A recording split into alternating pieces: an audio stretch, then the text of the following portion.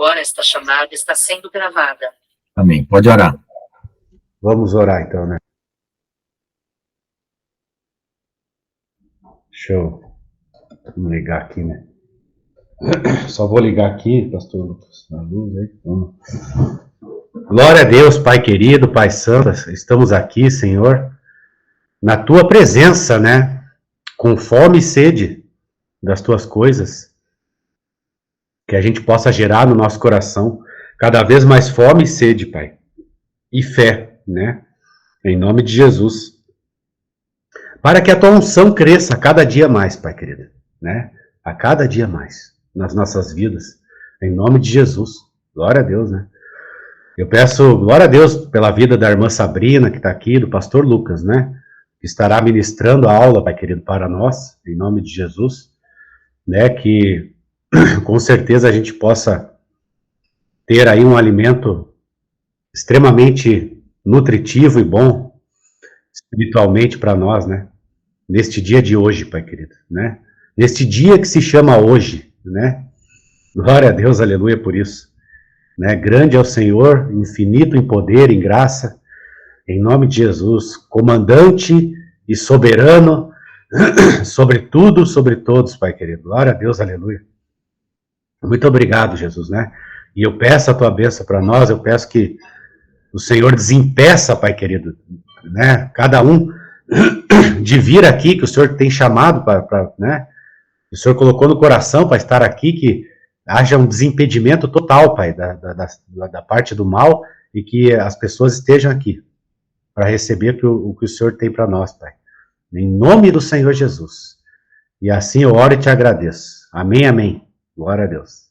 Amém, amém. Glória a Deus. Então vamos aqui continuar com o evento 150. Yeshua viaja para a cidade de Efraim, perto da fronteira de Judéia e Samaria. Estamos no 12º mês, 4027 depois da criação, provavelmente fevereiro, março do ano 28 da nossa era, semana 55, João 11:54 é onde nós estamos lendo. Por causa dos líderes religiosos em Jerusalém, que estavam determinados a matá-lo, Yeshua não andava mais abertamente entre eles, mas mudou-se dali para a região adjacente ao deserto, para uma cidade chamada Efraim, e ali ficou lá com seus discípulos. Yeshua viaja pela Galiléia e Samaria, a última vez antes de sua última escalada para a festa da Páscoa.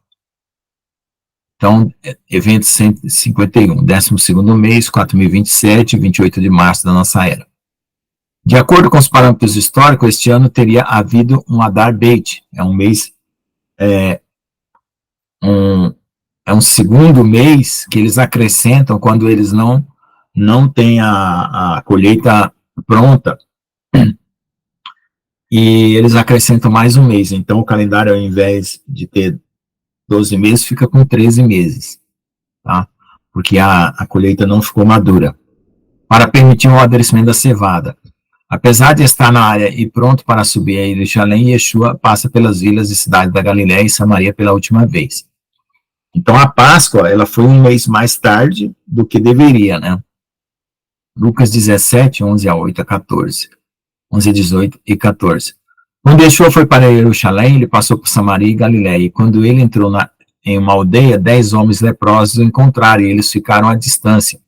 E levantaram suas vozes, dizendo: Yeshua, mestre, tem misericórdia de nós. Quando ele os viu, disse-lhe: vá, mostre-se aos Kohanim. E aconteceu que, à medida que iam indo, foram sendo limpos. Então um deles, vendo que havia sido curado, voltou glorificando a Jeová em alta voz, se prostrou com o rosto em seus pés, agradecendo-lhe, e este era um samaritano. E Yeshua respondendo disse: não são 10 os que foram purificados? E os 9 onde estão? Não houve ninguém que se voltou e deu glória a Jeová, senão este gentio. Disse-lhe ele: levanta-te, vai, a sua fé o salvou. Então aí você vê a diferença de uma pessoa que quer servir a Deus, né, ou quer apenas uma cura, tá? Então, de 10 leprosos, só um queria realmente servir ao Senhor e glorificar Ele. Questionado pelos por 5, quando o rei de Jeová viria, ele respondeu e disse: o reino de Jeová não virá com aviso, nem eles dirão, eis aqui ou ali, pois eis que o reino de Jeová está entre vocês. Algumas traduções diz dentro de vós, né?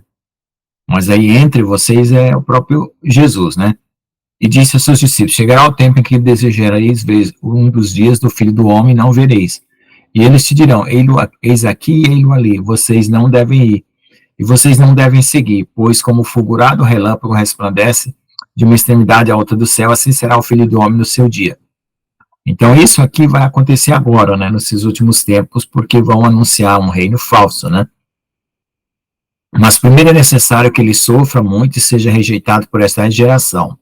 Como foi nos dias de Noé, assim será nos dias do Filho do Homem. Então essa afirmação aqui se refere também aos anjos caídos, né?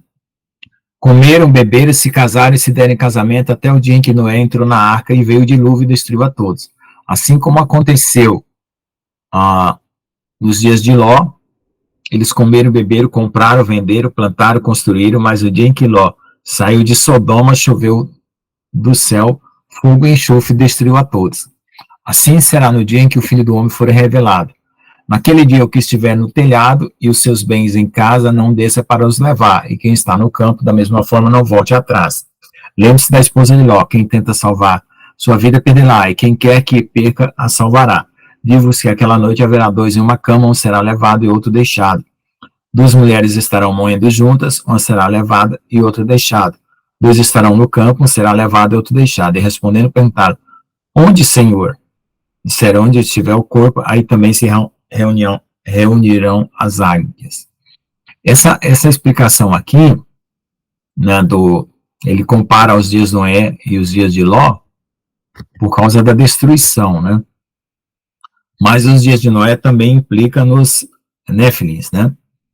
Que foi quando eles casaram com as filhas dos homens, né? Por isso que ele menciona aqui o casamento, né? Que uma coisa que vai aparecer também agora no final dos tempos, essa mistura aí, né? A outra coisa também é que, assim, esse aviso de não descer para o telhado e não voltar do campo é para os judeus, né? Porque ele está falando para os judeus sobre essa grande tribulação que vai haver em Israel, né? Pode falar, pastor Jones. Amém. Sabe, é que assim tá, a gente tem uma coisa séria, pastor Lucas, né? Questão dos Néfilins, né? Uhum. Você sabe que eles existem hoje mesmo, né? Só Sim. que eles não são feitos do jeito que era antes, né? Por exemplo, a gente sabe que existem rituais específicos, né? Em dias específicos, com pessoas especificamente escolhidas, cabalisticamente, né? Uhum. Então são feitos rituais de magia negra, onde ali, né, sei lá, o anjo caído, digamos assim, ele pode ir lá e ter relações, né, e sei lá, pode ser qualquer jeito que você imaginar, né, pode ter relações e dali gerar um filho vindo, né, de um anjo caído, né, e acontecendo nos dias de hoje. Então eles vão ser néfilins, só que não é uma coisa como era antes, assim escancarada, né, hoje é uma coisa restrita, né, até porque os anjos não cometeriam o mesmo erro, porque eles, né, aqueles que fizeram aquilo estão presos, né, em correntes eternas, estão presos por dia do juízo, por ter feito aquilo. Então hoje, eles fazem, só que de um jeito muito mais, né, escondido, oculto, mas acontece, né, e a pessoa nasce realmente geneticamente modificada, né, porque o anjo tem esse poder de modificar ali, na hora, a genética, tudo, né, então acontece, só que hoje os néfilis não aparecem do jeito que eram, gigantes e tal, né, mas com o DNA modificado, e o DNA corrompido, né? Então acontece ainda hoje, né? Só que dessa forma aí, mais oculta, mais escondida, muito mais, né? Uhum. Pois é. Então, essa parte aqui de um será deixado, será levado, aí tem uma interpretação interessante, porque alguns dizem o seguinte, bom, lá no dilúvio, se ele está comparando com o dilúvio, quem foi levado pelas águas, né? E aí, aqui, então tem gente que diz que vai ser o arrebatamento, né? Então, aí ficou aí essa dúvida, né? Para o contexto de tradução do que é exatamente o deixado e o levado, né? Yeshua também contou uma parábola sobre a necessidade de orar sempre e não desanimar, dizendo: havia um juiz em uma cidade que não temia Jeová, nem respeitava o homem. Havia também naquela cidade uma viúva que veio ter com ele, dizendo: faça-me justiça pelo meu adversário. Ele não quis por algum tempo, mas depois disso ele disse consigo mesmo: embora não tema Jeová, nem tenha respeito pelo homem, no entanto, porque esta viúva é irritante para mim, farei justiça a ela para que, por vir continuamente, ela esgote minha paciência. E disse o Senhor: ouvi o que disse esse juiz injusto, ele não fará, e não fará Jeová justiça aos seus escolhidos que clamar por ele dia e noite? Levará algum tempo para respondê-las? Digo-vos que ele rapidamente fará justiça a eles, mas quando o Filho do Homem vier, ele encontrará fé na terra? Quer dizer, o que Jesus está querendo dizer? Que ele quer encontrar pessoas que continuem clamando por ele quando ele voltar, né? Porque é isso que ele estava dizendo aqui na parábola, né? Que deverá haver fé na terra se as pessoas continuarem clamando, né? Por Deus. Yeshua falou a alguns que confiavam em si mesmo como justos e desprezavam os outros, e ele também contou essa parábola. 2 homens subiram ao templo para orar, um era Parush, que era fariseu, e o outro era publicano. O Parush levantou-se e orou consigo mesmo dessa forma: Jeová, eu te agradeço, porque não sou como os outros homens, ladrões, injustos, adúlteros, nem mesmo como este publicano. Jejuo 2 vezes por semana e dou o dízimo de tudo ganho. Mas o publicano, estando de longe, nem mesmo levantava os olhos para o céu, mas batia no peito, dizendo: Jeová, tem misericórdia de mim, pecador. Digo-vos que este desceu justificado para a sua casa diante do outro, pois quem se exalta será humilhado, e quem se humilha será exaltado. Pois é, aí tem essa questão da justiça própria, né, do religioso que carrega sempre a justiça própria, que é um tema que nós temos falado muito já, sobre as pessoas que se declaram justas por si mesmo, né, olhando a aparência daquilo que elas executam como performance, né, para que os outros vejam que ela realmente é uma pessoa justa, né. E sempre essas pessoas têm essa necessidade de serem vistas pelos homens, né. Após um 13º mês, foi adicionado. Então, aí, como eu falei, nessa época, houve... Pô, ninguém saudou o pastor João. Pastor João, ele chegou aí e ninguém saudou. Paz aí, pastor João. Pois é, eu nem me lembro de ter permitido ele entrar. Será que ele entrou? E eu permiti nem vi, Jesus, perdão. Naquele ano civil, para permitir que a cevada atingisse o estado de maturação Aviv, a lua nova do mês de Aviv teria sido avistada com a iluminação de 1,45% a 10,3 graus, 0,3 graus acima do horizonte, ao pôr do sol da quarta-feira, do 14 de abril do ano 28 da nossa era. Primeiro dia do mês Aviv, de 4028, né? Então, é a mesma coisa que aconteceu, acho que foi há 3, 4 dias atrás, né? Foi o primeiro dia do mês judeu. Foi na sexta ou foi no sábado, não lembro. Foi quando a lua nova foi vista, né? Como a lua nova no final do 12º mês ocorreu bem no início daquele ano, quase uma semana antes do equinócio de verão, 16 de março, um Adar Beit, 13º mês, teria permitido que a cevada amadurecesse o suficiente para observar o dia das primícias durante a festa de Pães Asmos. A cevada estava espinhosa de acordo com a Almeida Revista Corrigida em 1911, mas precisamente a cevada estava em aviso no texto hebraico. Embora teoricamente fosse possível que a cevada estivesse em aviso nesta época do ano, vemos que Yeshua, que já estava nas proximidades de Jerusalém nesta época, decide fazer outra viagem ensinando pela Galileia. Este itinerário teria permitido tempo suficiente para a cevada amadurecer e para Yeshua cumprir todas as sombras proféticas contidas nas festas da primavera daquele ano, incluindo sua morte como cordeiro pascal no 14º dia do mês, 3 dias e 3 noites no túmulo, e então a apresentação das ofertas das primícias dos que dormem, diante do trono celestial. Tudo isso preparou o cenário para o cumprimento da festa de Shavuot 7 Shabbats mais tarde. Então, o que aconteceu?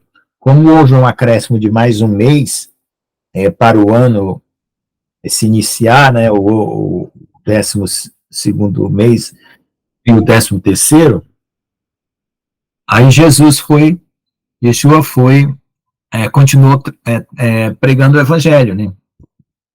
Paz, profeta João Batista, tudo bom? Aí ele continuou pregando o evangelho lá, aquelas redondezas, e depois ele cumpriu, né, tudo que estava prescrito lá sobre a morte, a ressurreição e as primícias dos que dormem. Então veja só, naquela época, como a gente já falou aqui, houve as primícias desde a festa de primavera.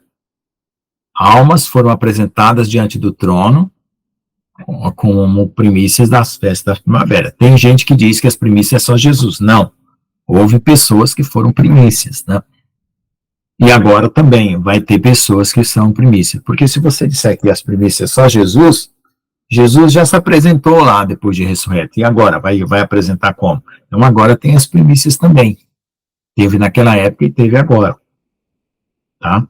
E essas são as pessoas que vão estar lá no capítulo 14 de Apocalipse. Então, depois leiam lá o capítulo 14 para você ver como é que as primícias estarão diante do trono. Tá? Tudo isso preparou o cenário para o cumprimento da festa de Shavuot nos 7 Shabbats mais tarde. Yeshua ensina as multidões. Evento 152. E dá seu veredito em bases ilegítimas para os divórcios. Então, primeiro mês, 4028, 28 de abril da nossa era. Semana 62, Mateus 19, 1, 2, Marcos 10, 1 a 12. Aconteceu que quando Yeshua terminou essas palavras, ele deixou a Galiléia e foi para as regiões da Judéia, do outro lado do Iarden, que é o Jordão. E uma grande multidão seguia e ele os curou ali. Em seguida vieram ele da parte dos Prushim, tentando, dizendo, é lícito um homem se divorciar de sua mulher por qualquer motivo que lhe pareça? Ele respondendo, disse, não lestes na Torá, que aquele que os fez no princípio, os fez homem e mulher, e disse, por isso o homem deixará pai e mãe, se unirá à sua esposa, e os dois serão uma só carne? Assim já não são dois, mas uma só carne. Portanto, que Jeová uniu, não deixe o homem separar. Disseram, por que então Moisés mandou dar certidão de divórcio e repudiá-lo? Ele disse a eles, por causa da dureza dos vossos corações, Moshe permitiu que vocês repudiassem suas esposas, mas no começo não foi assim. Eu vos digo que todo aquele que se divorciar de sua mulher, a não ser por causa de fornicação, e se casar com outra, comete adultério. E quem se casa com a renegada, comete adultério. Disseram os discípulos, se essa é a condição de um homem com sua mulher, então não é aconselhável casar-se. Disse então, nem todos são capazes de entender isso, mas apenas aqueles a quem é dado. Então veja só, é o que eu sempre falo, né? Nem todas as pessoas são preparadas para o casamento, né? Tem pessoas que Deus preparou para se casar, e tem pessoas que Deus não preparou para se casar, por causa dessa questão da união perpétua, né? Enquanto a pessoa é viva. Agora, a pessoa, ela tem, assim, a liberdade de casar com outro, se houve uma traição, que é a fornicação, né? Mas se não houve a traição, uma separação deliberada, não tem essa condição aí. Aí corre o risco de cometer adultério, né? Então, mas em todo caso, né, como é um pecado, mas Deus também perdoa, né? Ninguém vai perecer por causa disso, né? A não ser que não se arrependa e não peça perdão. Mas, então, no caso, né, comete adultério se ele tomar dessa forma um casamento deliberado, né? Porque é uma responsabilidade, né? Além do que a união tem os filhos e coisa do tipo, né? Aqui vamos ver um comentário. Os fariseus inventaram maneiras de evadir dos mandamentos da Torá relativos ao adultério, e as ilegalidades de seu sistema inventado foram muito debatidas entre as várias escolas rabínicas. Nesta ocasião, os fariseus desafiam a posição de Yeshua sobre o adultério, enquanto nas outras duas vezes em que esse assunto é discutido, é ele que desafia os fariseus. A questão de novo casamento premeditado ou divórcio por razões pseudo-legítimas para casar com outra mulher, recusando-se a prover o primeiro. Para obter mais informações sobre questões de ervá, consulte Mateus 5, 27 a 32, evento 62, e Lucas 16, 18, evento 147, que isso aqui também já foi comentado antes, né, que nós estamos no evento 150, né, nós já comentamos isso lá para trás sobre a questão do casamento, né. Então, veja só, espiritualmente, Israel se prostituiu e Deus podia ter dado carta de divórcio para eles. Alguns profetas falam, né, sobre o desamparo que Deus fez para Israel.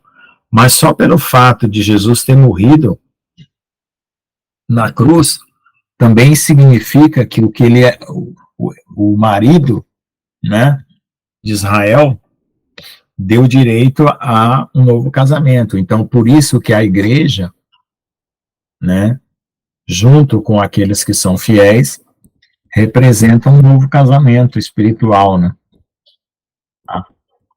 Por causa da traição de Israel. Mas para fazer esse pacto valer, Jesus teve que morrer, né? Porque Paulo fala, né, para poder você estar livre, você da lei, né? O marido, enquanto o marido vivo, a esposa está presa a ele, né? Então aconteceu disso, de espiritualmente haver a nova aliança por causa da morte de Jesus, né? Exatamente por causa da traição de Israel. Se não tivesse havido a traição de Israel, né, não teria necessidade de um novo pacto, né? Uma nova aliança.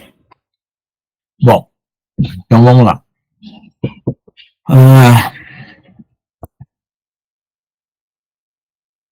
Evento.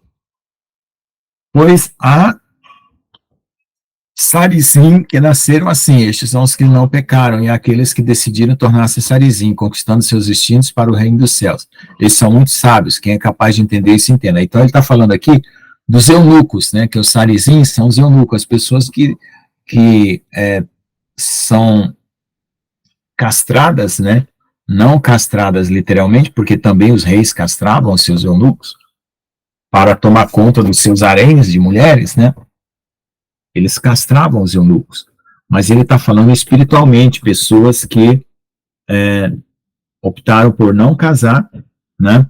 Tem uns que já nascem assim, né? Sem aptidão sexual, e tem outros que são aqueles que escolhem se tornar, como é que fala? Eunucos, né? Então aí, é esse tipo de coisa. Então, dizem que Paulo foi casado, né? E aí ele não se casou novamente, né? Para se dedicar ao reino dos céus, tá? Então, aí no caso, entraria Paulo, né? Aquele que uma vez foi casado e depois, conquistando seus instintos, né? Para os reinos dos céus, né? Se tornaram eunucos ou sarizins.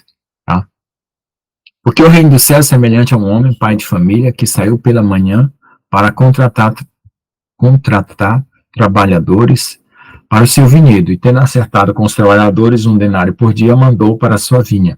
Saindo por volta da 3ª hora do dia, ele viu a outros que estavam desempregados na praça, e disse: Ide vós também para a vinha, e eu te darei o que é justo. E eles foram, e saíram novamente por volta da 6ª e 9ª hora do dia, e fez o mesmo.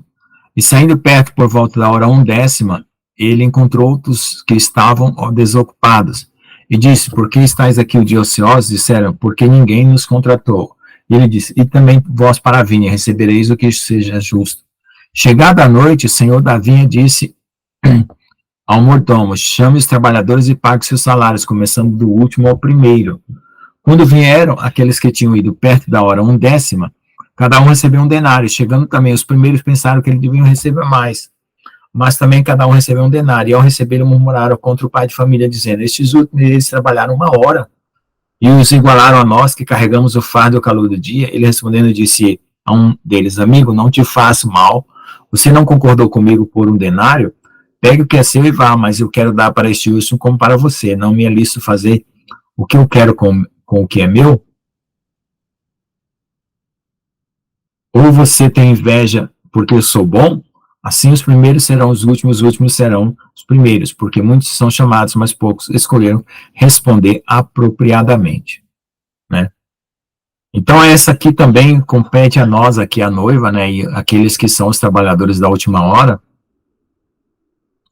responder apropriadamente, né? Ou seja, serem chamados para o trabalho e realmente se colocar, né, nessa colheita, né, porque aqui é uma colheita que está havendo, né, então essa colheita agora é o que está acontecendo agora, né, que vai acontecer agora, que o Senhor está chamando esses trabalhadores da última hora, né, que apesar de que vão trabalhar pouco tempo, né, porque nós já está perto da 12ª hora, né, então trabalharam da hora 1/10, que é a 11ª hora, até a 12ª, né, então trabalharam só 1 hora, e os outros trabalharam o dia inteiro. Agora tem o seguinte, essa contagem da hora, né, que aí já começa à noite, eu não sei se eles contam 12 horas do dia, né, então é mais ou menos 6 horas da tarde, que é a hora 1/10, ou será à noite, isso eu não sei dizer para vocês, porque quando... A hora 1/10, acho que é 5 horas da tarde, na verdade, né, eles foram contratados, né, lá no fim do dia mesmo, né?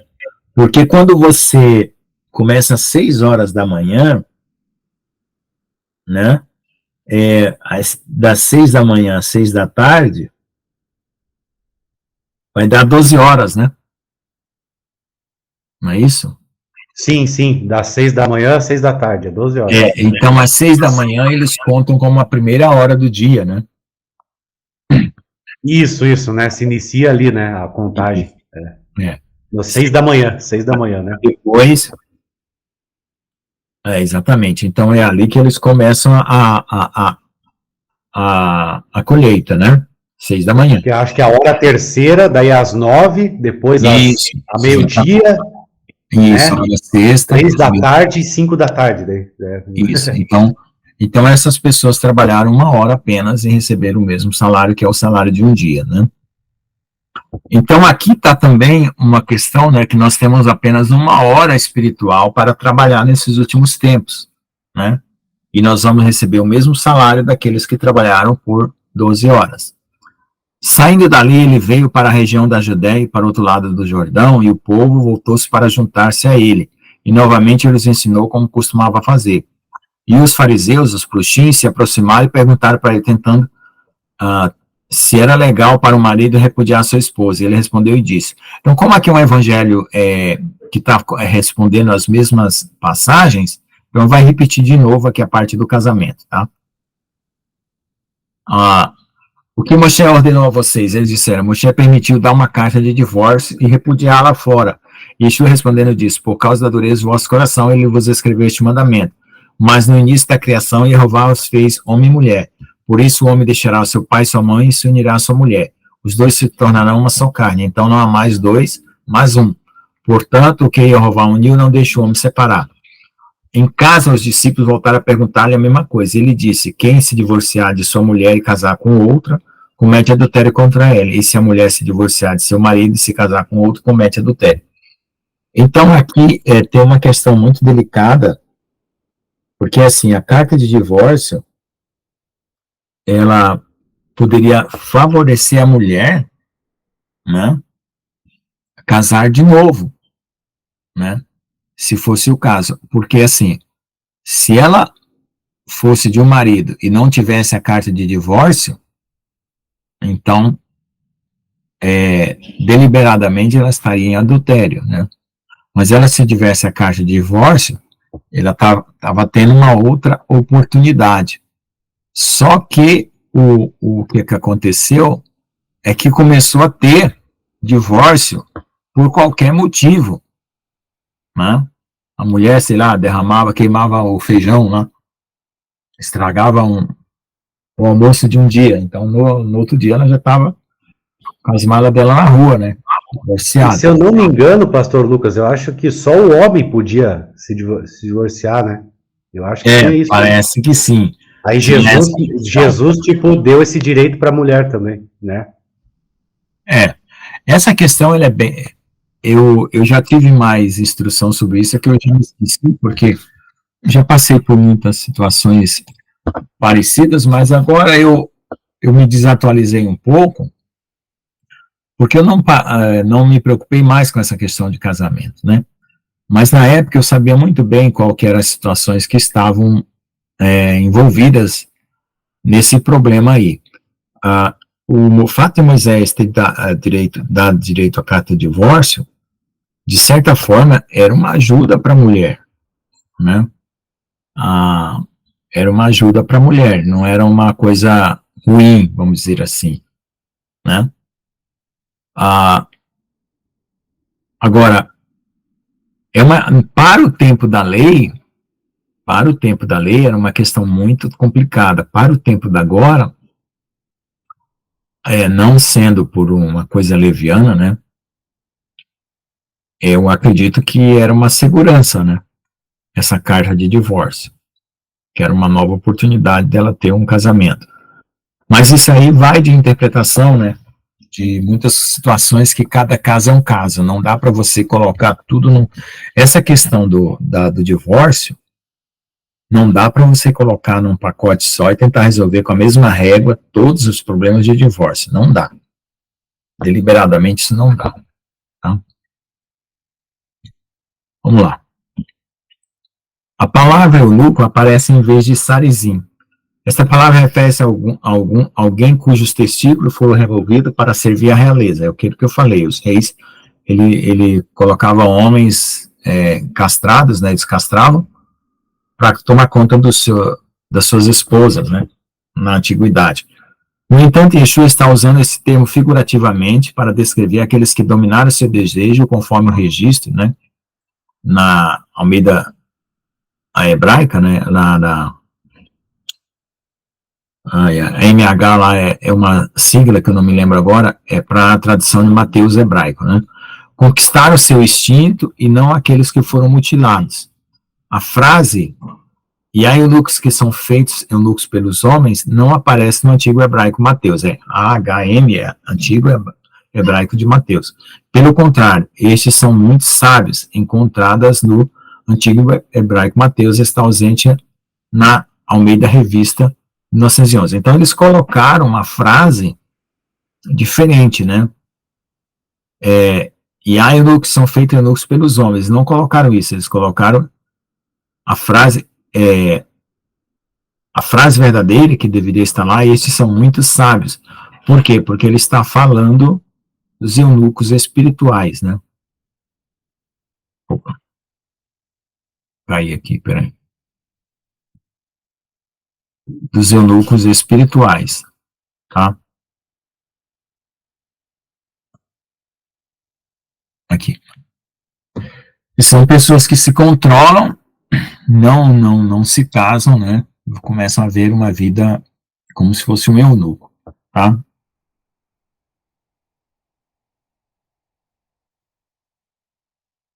Depois, Jesus coloca lá em Marcos 10, de 12 a 1, no momento que eles estavam mais numa residência já unidos ali, uma explicação sobre o casamento, né? Os motivos ilegítimos, né?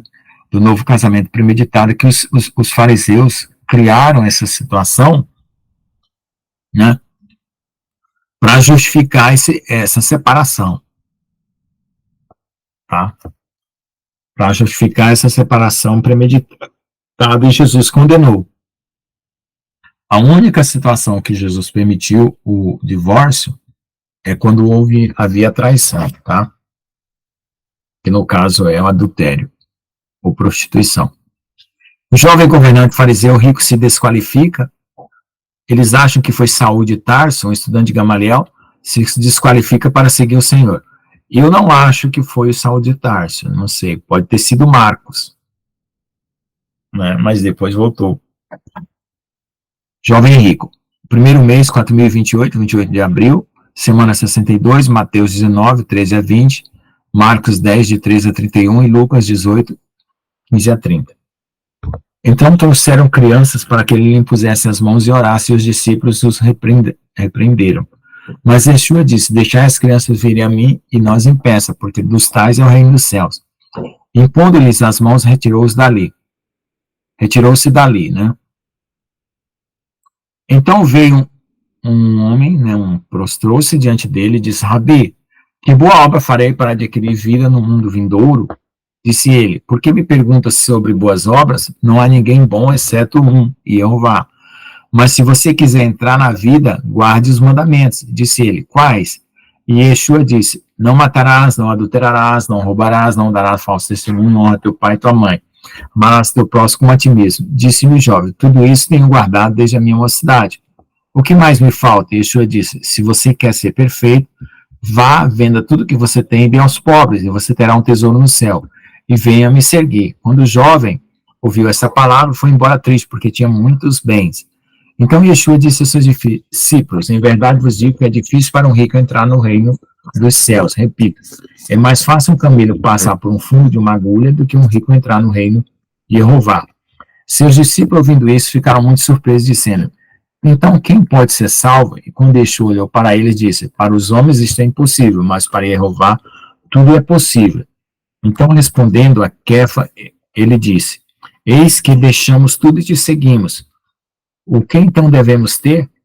Yeshua disse, em verdade vos digo que no dia do juízo, quando o Filho do Homem se assentar no trono da sua glória, vós que me seguiram também vos sentareis nos 12 tronos para julgar as 12 tribos de Israel.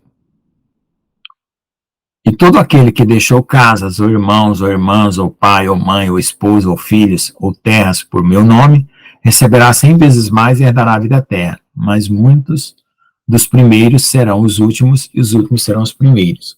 Então aqui ele novamente fala isso, porque alguns estavam tendo a oportunidade de fazer isso naquela época e não fizeram.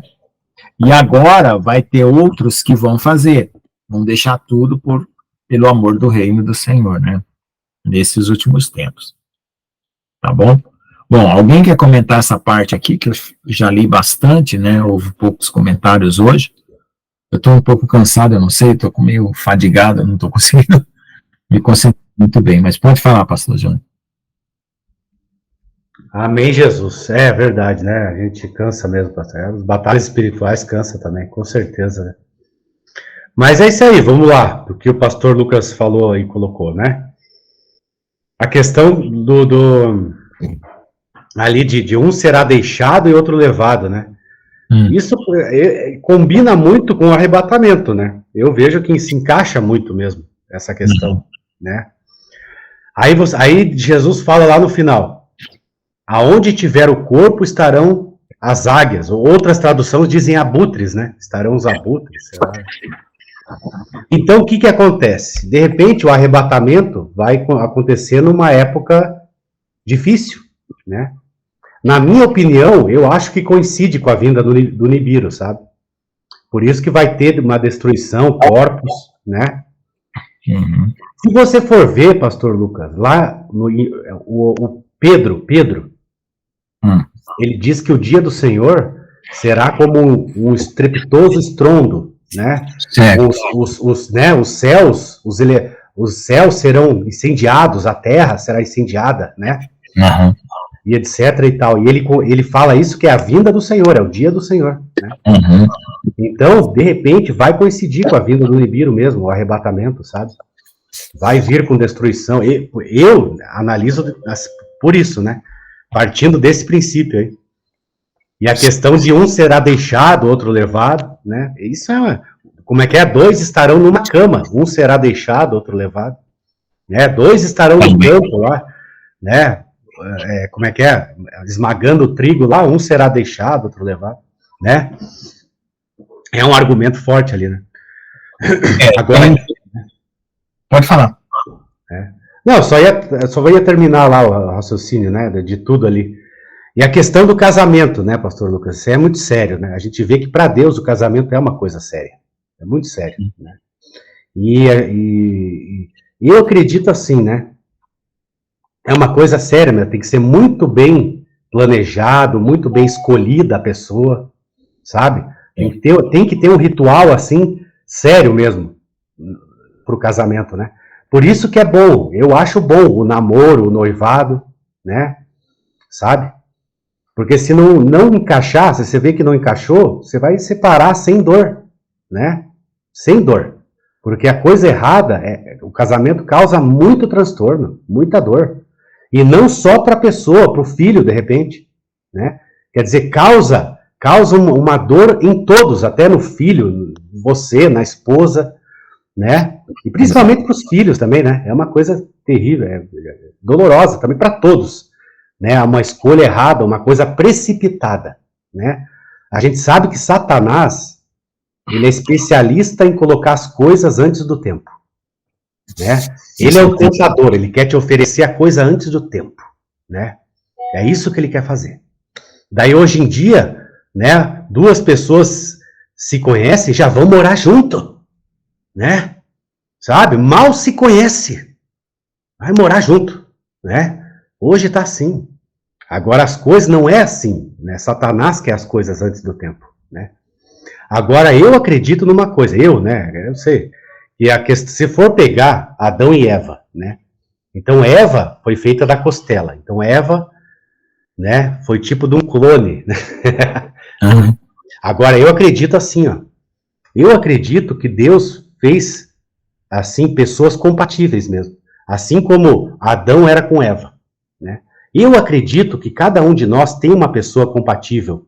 Cada Adão tem a sua Eva, digamos assim, né? Só que o que a gente tem que fazer?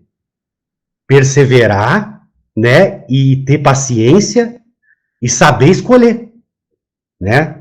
Porque eu acredito que Deus é poderoso para isso, né? De você encontrar aquela pessoa que vai ser compatível, vai ser a Eva, né? Do Adão, né? Só que o que você tem que fazer? Como saber isso? Aí sim, muita oração, né? Muita paciência, né? Muita perseverança e também muita...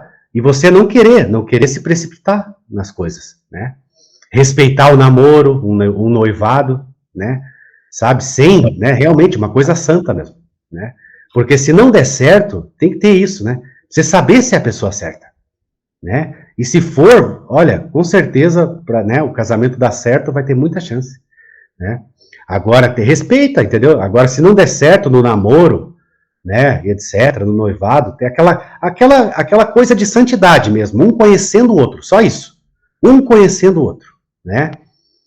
Um conhecendo o outro mesmo, sem passar os limites, né? Porque se não der certo, pronto, separa sem dor, você tá entendendo? Ó, não vai, né? Ó, realmente, ó, a gente conversa, acho que não vai dar muito certo, né? Acho que a gente não, olha, tal, separou, sem dor, sem nada. Aí continua a procura. E Deus é fiel, né? Deus é fiel, glória a Deus, né? Então, eu vejo o seguinte, algumas coisas básicas são, alguns erros, né, são cometidos no casamento, da seguinte forma: a mulher, ela deseja ser amada. Quando a mulher se sente amada, ela não trai e ela não larga o esposo. As causas de traição são porque a mulher não se sente amada. O homem tem o poder de decidir amar. Se o homem decide amar, o homem tem uma autoridade de decidir amar uma pessoa. Então, tem os covardes que se casam e não decidem amar a sua esposa, né? E tem outros também que são com problemas familiares, que não têm força de amar porque tiveram uma educação despreparada para o casamento. Mas o homem decide amar, o homem tem o poder de decidir, eu quero amar essa mulher, e o amor é uma decisão. E a mulher se sentindo amada, ela não trai, não sai do casamento. Mas então, quando a mulher não se sente amada, ocorre sempre a traição, ou de um lado ou do outro.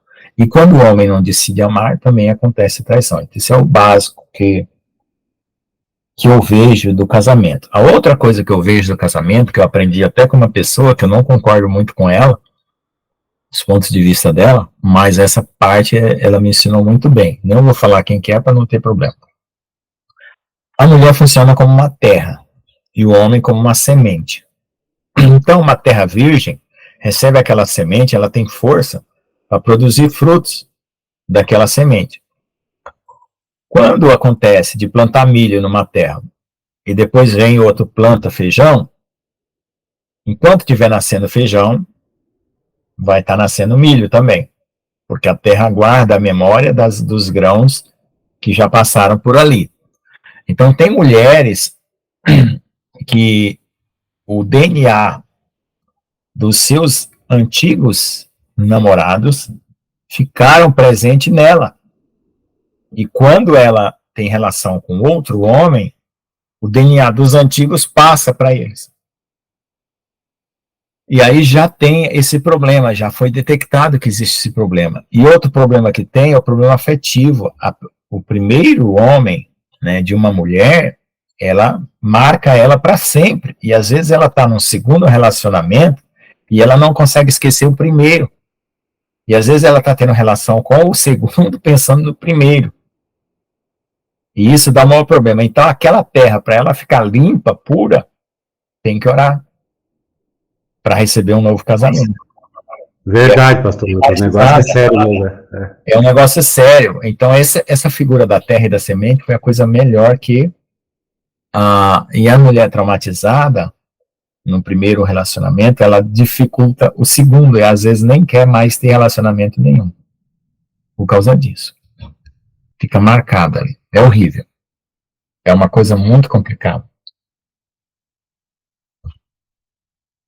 Vamos lá. Bom, isso é o que eu sei de casamento pela minha experiência, né?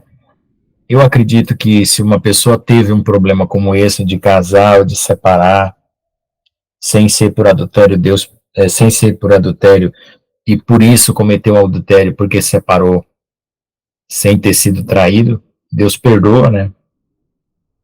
Então, cada caso é um caso, né? Cada caso é um caso, então não é fácil, não. Esse é um dos problemas mais difíceis de resolver. E tem gente hoje que faz tanta confusão na vida em relação a casamento que os enrolos são muito complicados de desenrolar. Vamos lá aqui, então, vamos continuar aqui, são 9 horas. A questão do rico aqui, né? A questão do rico aqui é que ele está apegado às coisas materiais, né?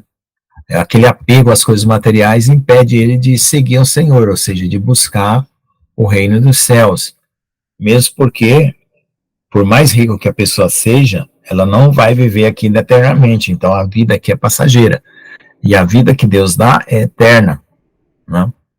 Então, nesse caso aqui, o Senhor já estava profetizando, né, para os apóstolos, qual era a herança que eles iam receber, de ser um dos 12, pertencer aos 12 anciões, né, que são 24, né, 12 do Velho Testamento e 12 do Novo, né, os 12 anciões do Novo Testamento são os 12 apóstolos, né. Bom, vamos ler mais aqui. E eles apresentam... Pastor Lucas, Deus abençoe, viu? Eu vou precisar sair daqui a pouquinho, tá? Deus abençoe. Tá bom, tudo bem.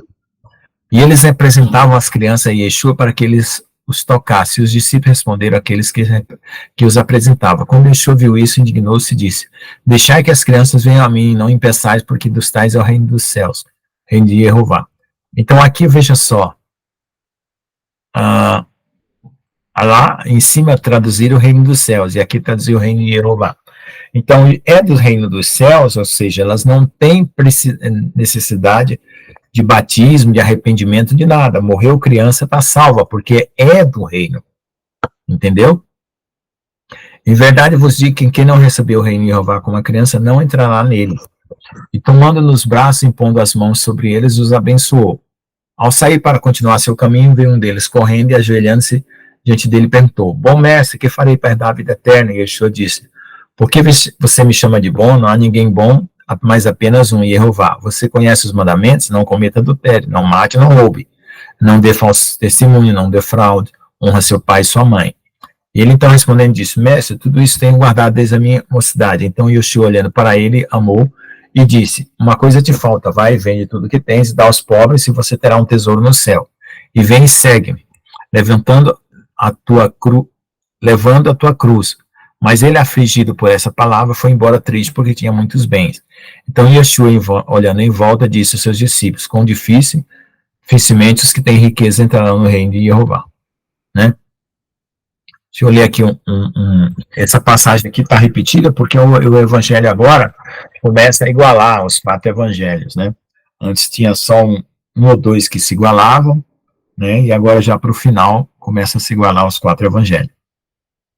Neste versículo, Yeshua está usando um aforismo que é uma declaração que tenta expressar um princípio de forma concisa, comparando com algo impossível. Ele foi um recurso amplamente utilizado em sua época, conforme registrado no Talmud. A expressão passar por um elefante por um buraco de agulha é usada para se referir a alguém que tenta fazer algo que é impossível que aconteça. Então, isso está escrito lá no Bava Metzia 38b, 16, Berakot 55b, 21. No texto Peshita, uma tradução aramaica dos gregos tardios diz uma corda pelo buraco de agulha.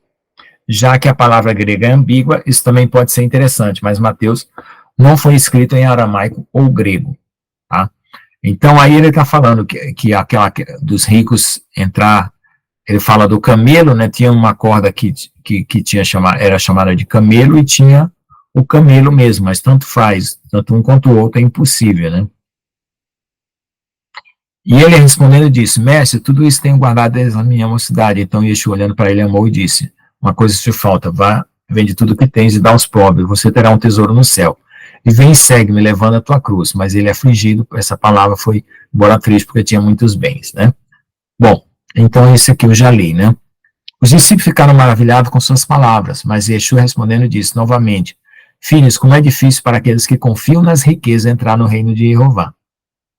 É mais fácil um camelo passar pelo fundo de uma agulha do que um rico entrar no reino de Jeová. Eles ficaram ainda mais maravilhados, dizendo entre si, quem então pode ser salvo? Então Yeshua olhando para eles disse, para os homens é impossível, mas para Jeová não, porque todas as coisas são possíveis para Jeová. Então Kefa começou a dizer-lhe, eis que deixamos tudo e te seguimos. E Yeshua, respondendo, disse, em verdade vos digo, não há ninguém que tenha deixado casa, ou irmãos, ou irmãs, ou pai, ou mãe, ou esposa, ou filhos, ou terras, por minha causa e pelo evangelho, que não recebam 100 vezes mais agora casas, irmãos, irmãs, mães, filhos e terras, com perseguições, e no mundo vindouro a vida eterna, mas muitos dos que são os primeiros serão os últimos serão os primeiros. Então aqui já foi a mesma passagem que foi lida em Mateus, foi agora lida em Marcos. Agora vamos ver ela em Lucas. Mateus, Marcos, agora em Lucas, tá? Crianças foram trazidas a ele para que pudesse tocá-las, e o que os discípulos viram, eles o repreenderam. Mas Yeshua chamando disse, deixem os pequeninos virem a mim, e não os impeçam, porque dos tais é o reino de Jeová. Digo-lhes a verdade, quem não recebeu o reino de Jeová como uma criança, não entrará nele. Um homem de autoridade perguntou-lhe, dizendo, bom mestre, o que farei para herdar a vida eterna? E Yeshua disse, por que me chama bom? Não há ninguém bom, mas apenas Jeová. Você conhece os mandamentos, não cometerás adultério, não matarás, não roubarás, não darás falso testemunho, honre seu pai e sua mãe. Ele disse, tudo isso tenho guardado desde a minha juventude. E Yeshua ouvindo disse, ainda te falta uma coisa, venda tudo o que tem e dê aos pobres, e você terá um tesouro no céu, e venha e siga-me.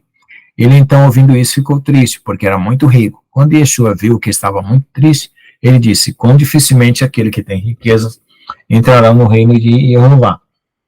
Pois é mais fácil um camelo passar pelo fundo de uma agulha do que um rico entrar no reino de Jeová. Então veja só, o que aconteceu ali? Essa pessoa poderia ter sido um dos 12 apóstolos, né? Já que Judas ia trair, né? Essa pessoa poderia ter sido um dos 12, não é? Porque estava sendo chamado para seguir, tomar e não Cristo. Agora, se foi Paulo, né, que apareceu ali, se foi Marcos, ele se tornou um evangelista, né? Que uns dizem que foi Marcos, que depois deixou tudo e veio seguir o Senhor. E se foi Paulo, né? Ele acabou se transformando num apóstolo, né? Porque eu acredito que Paulo foi colocado no lugar de Judas, tá? Entendeu? Então aí são os mistérios de Deus sobre essa questão do... E entrar no reino do céu quer dizer que Deus ia ter que moer aquela pessoa, né? Tirar aquela ambição das riquezas para poder entrar no reino, mas não ia deixar de entrar, né? Porque pela pessoa era impossível. E outra, a lei dizia assim, fazes e viverá. E a fé diz, creias e viverás, né?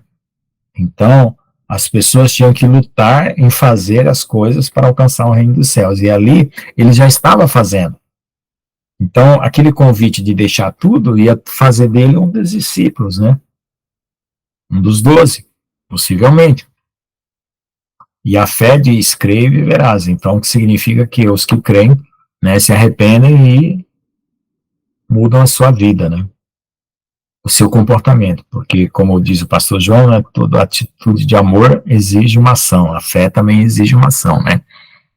E aqueles que ouviram isso disseram, quem então pode ser salvo? Ele disse, o que é impossível para os homens é possível para Jeová. Então Kefa disse, eis que nós deixamos nossas posses e seguimos. E disse, em verdade vos digo que ninguém tenha deixado casa, ou pai, ou irmão, ou esposa, ou filhos pelo reino de Jeová, que não receberá muito mais nesse tempo e no mundo vindouro a vida eterna.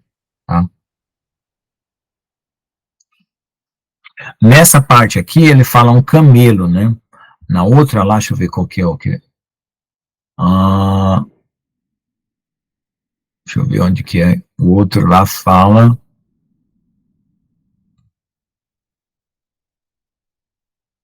camelo também. Ah, tá. Os três falam camelo. Tá bom? Ok, vamos continuar um pouco mais. Na rota de Pérea e Jerusalém via Jericó. Jericó, né? Primeiro mês, 4028, 28 de abril da nossa era, semana 62. Marcos 10, 36 e 46, Mateus 20, 17 e 28 e Lucas 18, 31 e 34. Eles iam pela estrada que só para Jerusalém, e Yeshua ia na frente, e eles ficaram assombrados e seguiram com medo. E ele, voltando a tomar os 12 à parte, lhes começou a dizer as coisas que haviam de acontecer. Nós estamos subindo para Jerusalém, e o Filho do Homem será entregue ao chefe dos Coanim, e Sofrim, e condenarão à morte, e eles o entregarão para os gentios, e eles vão zombar dele, açoitá-lo, cuspir nele e matá-lo, mas ao terceiro dia ele se ressuscitará. Então Jacó e Yohanan, filhos de Zebedeu, se aproximaram dele, dizendo, mestre, gostaríamos que você nos fizesse o que pedimos. E ele lhes disse, os Coanim são os sacerdotes, e os Sofrins, né, são os saduceus, tá? O que você quer que eu faça por vocês? Disseram, consegue-nos na tua glória, nós sentemos uma à tua direita e outra à tua esquerda. Então Yeshua disse, vocês não sabem o que estão pedindo. Você pode beber do copo que eu bebo, ou ser batizado com o batismo que eu sou batizado? Eles disseram, podemos. E Yeshua disse, em verdade, do copo em que eu bebo, vocês beberão, e com o batismo que eu fui batizado, vocês serão batizados.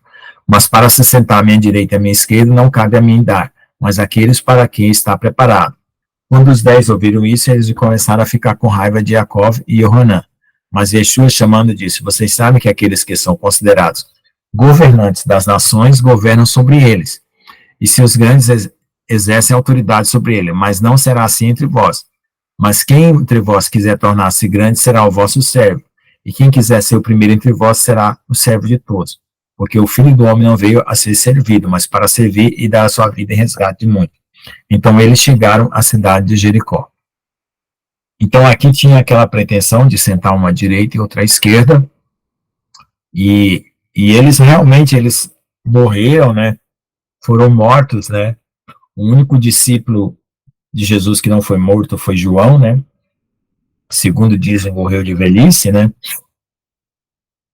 Ou foi arrebatado, né? Então, os demais morreram crucificados, coisas do tipo, né? Então, esse daqui eram os 2 discípulos, né?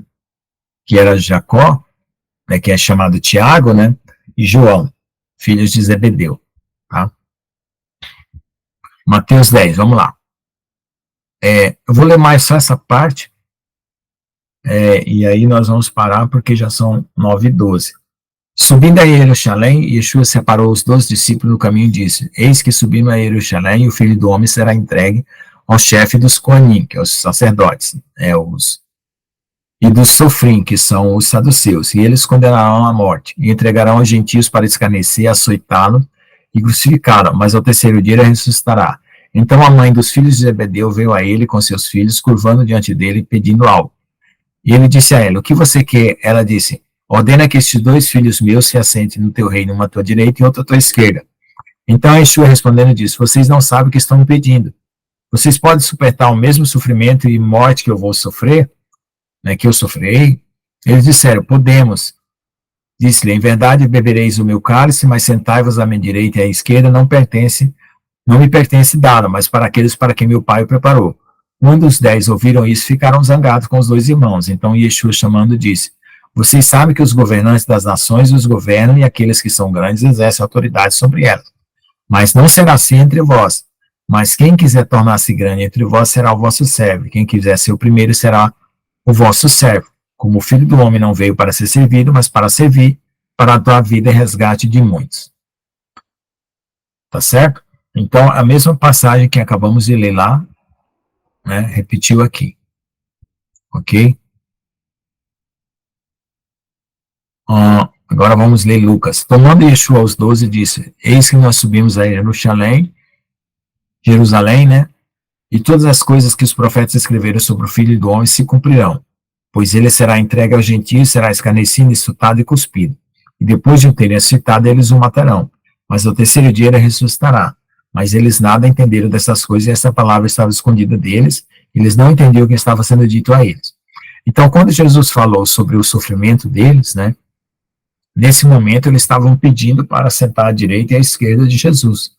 E aí Jesus falou: ó, vocês vão poder passar pelo mesmo que eu passei? Aí eles disseram: vamos. Né? Só que aí o Senhor falou que essa escolha era feita pelo Pai, não por ele. E realmente eles passaram por uma situação semelhante à de Jesus. Tá? Yeshua passa a noite na casa de Zaqueu em Jericó. Então vamos deixar para quinta-feira, porque já são 9h14 e quando grava o vídeo, depois as pessoas não veem mais que 1 hora, fica cansativo. Tá bom? Quem pode orar aí para nós, agradecendo? Essa aula, pode orar. Essa aula foi um pouco modesta, eu estava bem cansado aqui também. Eu não sei. Estava me dando uma. As outras aulas eu estava mais inspirado, né? E essa aula eu estava meio cansado, eu até dormi, não sei se eu estou com deficiência de açúcar e eu estou tendo muita moleza, né? Porque antes eu comia mais as coisas doces e eu estou tirando o açúcar. E aí ontem eu tive que comer um doce de leite, porque eu estava louco por doce, né? E eu não sei se está acontecendo isso, mas eu estou tendo uma moleza no corpo depois do almoço, que antes eu não tinha. Vamos orar então. Minha filha chama isso de veieira. Também. Também. Não posso falar nada, né? Pode orar, pastor. Tá bom, então. Pai amado, meu Senhor, meu Deus, reunidos aqui nós estamos com a Tua presença, com a Tua permissão. Sabemos que o Senhor está aqui conosco, sabemos que o Senhor nos abençoe, nos guia. Sabemos que o Senhor tem tantos planos para todos nós. Obrigado por nos enriquecer tanto com a Tua palavra, com tanto do Teu ser, com tanto de quem o Senhor é. O Senhor tem sido tão mal entendido através das nações, através dos anos, Senhor, mais de 2000 anos, até mais de 4000 anos, desde o tempo de Moisés. O ser humano nunca entendeu quem o Senhor é. O ser humano nunca entendeu sua personalidade, nunca entendeu o seu caráter. Eu ouvi no vídeo aqui hoje, o Senhor falando para um dos profetas que o Senhor sempre faz as coisas 2 vezes, né? Ou mais de 3 vezes na Tua palavra. Né? O Senhor repete as coisas que o Senhor tem falado, que as pessoas deviam conhecer quem é o Senhor. E quando analisar o fim, para as pessoas analisar também o começo e o meio, que o Senhor já fez, já é igual. 3 dias, 40 dias, as coisas tudo. As pessoas realmente não conhecem o Senhor. E é interessante que quando conhecemos o Senhor, muitas vezes as nossas emoções, Pai, nos levam a fazer coisas que não está falado no Senhor, não está na Tua palavra, não está em quem o Senhor é. Mas eu pessoalmente fico abismado em saber, quando eu olho para cá, eu olho para o ser humano, e toda essa teimosia que nós temos em recusar os teus caminhos, recusar a amar um ao outro. Eu fico pensando, Pai, no teu, como o Senhor é paciente. O Senhor vê todas essas coisas, o Senhor vê um falando mal do outro, o Senhor vê o coração, né? O Senhor vê todas essas coisas acontecendo na tua própria igreja. E o Senhor fica no teu canto, Pai, porque o Senhor respeita a decisão dos outros, né, Senhor? Eles vão ter as consequências, mas eu fico surpreso que se a gente vê essas coisas, quanto mais o Senhor fica calado, e o teu amor por todos nós é tão grande que o Senhor deixa passar. O apóstolo Paulo fala, o Senhor pisca, né? Mas o Senhor está querendo mostrar quem é o Senhor, para que a noiva saiba, para que sim elas vão ao mundo e passam a pregar o Senhor, o verdadeiro Deus às pessoas. Pregar o verdadeiro Deus. Pois o Deus falso que foi ensinado do teu nome foi pregado ao mundo, Senhor. Mas o teu grande plano, o Senhor vai enviar os seus filhos verdadeiros agora que conhecerão, Senhor. Eles poderão falar para as pessoas, não, esse não é o nosso Deus. Eles vão falar, não, João, mas ele fez isso, ele falou aquilo, a gente vai falar, não, ele não falou nem fez isso. Porque são pessoas que conhecem o Senhor íntima, seus pensamentos, o seu andar, as coisas que o Senhor não gosta, o seu grande amor. Poderemos, Pai, é importante fazer isso, né, Senhor? Porque como poderemos pregar sobre o Senhor, o teu amor que o Senhor tem por toda a alma, tem criado, o Senhor criado, se a gente mesmo não conhece o amor, Senhor? Seria como aquela pessoa que não sabe amor e vai às outras pessoas e prega o teu amor. Como isso é feito? É impossível. A árvore boa não pode dar aos frutos. Né? E esse trabalho que o Senhor tem começado, desde o ventre de nossa mãe, esse trabalho que o Senhor tem começado, ele agora tem terminado, Senhor, como eu tenho ouvido da nossa irmã aí. É claro, não posso falar por toda a noiva, mas para essa ave, vemos que a nossa irmã Irineu General, né, que passa a escriba, e o Senhor tem falado já várias vezes para ela que tem fechado o trabalho. O Senhor tem falado para ela, você tem feito tudo que eu passei para você, é um trabalho que tem passado. Então o Senhor tem terminado esse trabalho no coração desses que o Senhor tem chamado. Terminado de uma forma que os seus filhos agora poderão pregar o teu amor de forma, de personalidade diferente de cada um de nós, mas todos pregando quem é o Senhor ao mundo. É muito lindo isso, Senhor. E nisso tudo, nós ainda aprenderemos uns com os outros, Pai. E carregando o Senhor, o Teu Espírito com força total dentro de nós. Onde estamos aprendendo um com o outro, amando um com o outro, rindo um com o outro. Essa é a Tua vontade, Senhor. Cada um andando nesse caminho com o Senhor, da maneira da qual o Senhor tem nos guiado. Como é lindo isso, hein? É um ponto de cada um de nós conversar, como é que foi a sua caminhada, o que aconteceu, o que Jesus fez na sua vida, etc, etc. Muito obrigado, Senhor. Muito obrigado, então, aqui por estar reunidos, o Senhor nos enriquecendo com o Teu conhecimento e amor em dias que nós estamos cansados e assim nós continuamos. Acredito que está muito, muito perto de tudo, Senhor. Muito obrigado pelo conhecimento que o Senhor tem dado para o pastor Lucas, empregando o Teu amor para todos nós. Em nome do nosso Jesus Cristo de Nazaré, ó Pai, eu lhe peço que o Senhor agora nos despedisse com bênção, com unção, com glória e com grande amor do Senhor. Muito obrigado, Pai. Em nome de Jesus. Amém, amém e amém. Amém. Glória a Deus. Aleluia. Boa Glória noite. a Deus. Paz para todos, irmãos. Vou encerrar aqui a gravação. Então.